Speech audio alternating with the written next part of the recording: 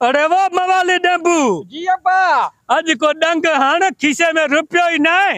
सफा सुञा टीट लगा पियो साईं डंगना डंग को एड़ो हाण आज कियाना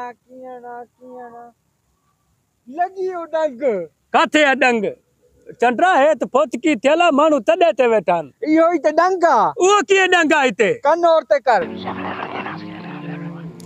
हां नारो सब्र कर सभिनी ॻाल्हिणो आहे केॾी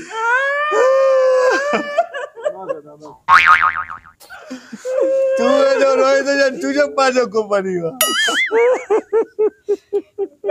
नारो अल्लाह जन्नत नसीब करे ना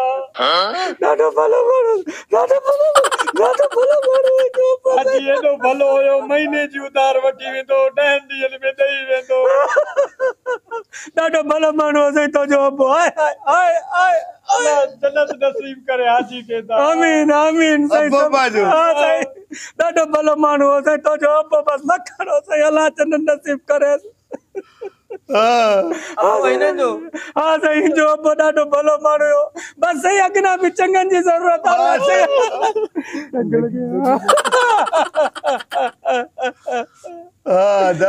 अरे पे मुको बलक कर्ज वतो अल्लाह जन्नत नसीब करे मां तो के ये नथो चवा ता हाणे दे मुके जुमाना बुमाना खणी करे पो खणी शाबाश दी यार जुमाना जी इज्जत दे तो हां सही मां जो पुट मां पयाल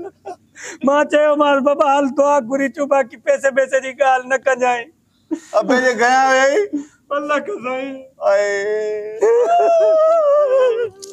लगी ओ डंग भलो मानो तो जो बस बस छा बुधा एड़ो कंजो अबो ही ना हुयो सही हां डाडो भलो अबे जे गया बलक दी हां बलक कदी बेटा है तो यार टोटल ये सब डाडी गुजरा हां जो तो यो पियो भलो से कर्जे देण में देर न कंदो हां भलो ज़ाहिर जेड़ा शी ओड़ा बच्चा है भी देण में देर न कंदा ना से असा ने जेड़ा थीदा से अदारे ताई दे वियो ते को दुआ लाया ते दुआ घुरे घुरजो वेई करे दुआ इन अदे के मां 2 लाख जा बेचारे अब्बे के दिला अब्बे के शिकल कम थी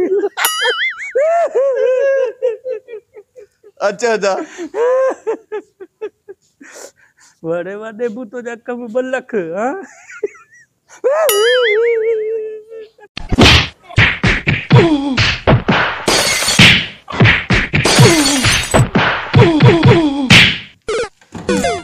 आजा रे तो के 2 लाख जा हां पुट वाली डेंबू बैठो बरोई नारे न कर आज तो के 2 लाख जा ना नवी जट ए 2 लाख वठो है 2 लाख वठो अरे ता वठो ता ने यार गेट भाजी जी यार पहुंचवे तो यार अब्बा भी छोरा तू तो चोंदो मा वडा डंगण तो मानन के अज किए डंगयो यो उनन जी पोड़ी मरी वई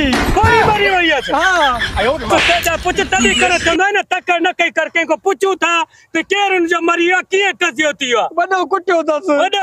तस तू तकर कंदो ने इनमें मार खाइयो भजे जी कर